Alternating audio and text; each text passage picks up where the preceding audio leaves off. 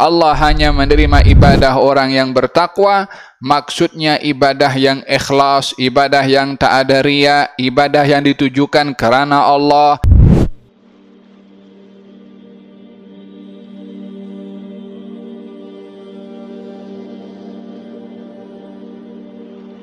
Setiap ibadah memiliki dua asas penting untuk diberi perhatian. Yang satu tidak boleh lepas daripada yang lainnya. Yang pertama, sahnya itu ibadah. Yang kedua, kabulnya itu ibadah. Sahnya itu ibadah bergantung kepada kita untuk memenuhi syarat-syaratnya dan rukun-rukunnya. Adapun kabulnya itu ibadah adalah doa kita kepada Allah agar supaya ibadah yang kita lakukan diterima oleh Allah. Dengan demikian, tidak ada sesiapa yang boleh garanti ibadahnya itu diterima oleh Allah Subhanahu wa taala, karena yang hanya tahu ibadah itu diterima adalah Allah Subhanahu wa taala.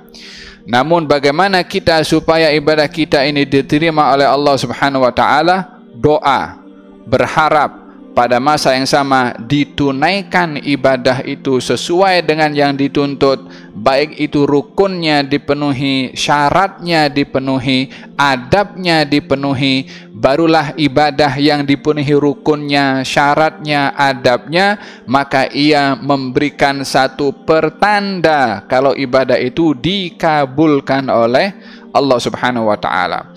Oleh sebab yang demikian, di dalam Al-Qur'anul Karim Allah Subhanahu wa taala memberikan gambaran tentang ibadah yang diterima dan ibadah yang tidak diterima. Ibadahnya ada, tapi penerimaannya bukan bergantung, bukan jaminan kepada orang yang beribadah itu kalau diterima hanya sekedar dengan ibadah yang dilakukan tanpa mengharapkan agar supaya ibadahnya dikabulkan oleh Allah, yaitu ibadah sedekah yang dilakukan oleh Habil dan juga Qabil. Watlu alaihim naba abnai Adam bil haqqi id qarraba qurbanan fatuqbila min ahadihima wa lam yutaqabbal minal akhar qala la aqtulannak qala innama yataqabbalu Allahu minal muttaqin. Ceritakan wahai Rasulullah Muhammad tentang dua anak Adam dengan benar. Nabi disuruh cerita. Di antara cerita yang diceritakan oleh Nabi tentang kabulnya ibadah. Ceritakan kedua anak Adam. Ilqarraba qurbanan, masing-masing mengedepankan korban, yakni sedekah, amal ibadah. Masing-masing bersedekah. Namun fatuqubbila min ahadihima, satu dikabulkan, walam yutaqabbal minal akhar, yang satu tidak. Ibadahnya ada, kabulnya tidak semua dapat. Allah terima satu, Allah tolak yang satu lagi. Apa sebabnya? Innama yataqabbalullahu minal muttaqin. Allah hanya menerima ibadah orang yang bertakwa, maksudnya ibadah yang ikhlas, ibadah yang tak ada riya, ibadah yang ditujukan kerana Allah, ibadah yang dimaksudkan untuk mendapatkan fadilah dari Allah Subhanahu wa taala, ibadah yang dipenuhi syaratnya, ibadah yang dipenuhi adabnya. Itu ibadah yang membawa pertanda dikabulkannya ibadah tersebut. Fahimtum? Walihada di dalam Al-Quranul Karim juga kita diajarkan oleh Nabi Ibrahim alaihi salam, yang diceritakan oleh Allah di dalam Al-Quran ketika selesai membangun Ka'bah. Bangun Ka'bah juga ibadah. Namun setelah selesai daripada ibadah, Nabi Ibrahim, apa yang diminta oleh Nabi Ibrahim?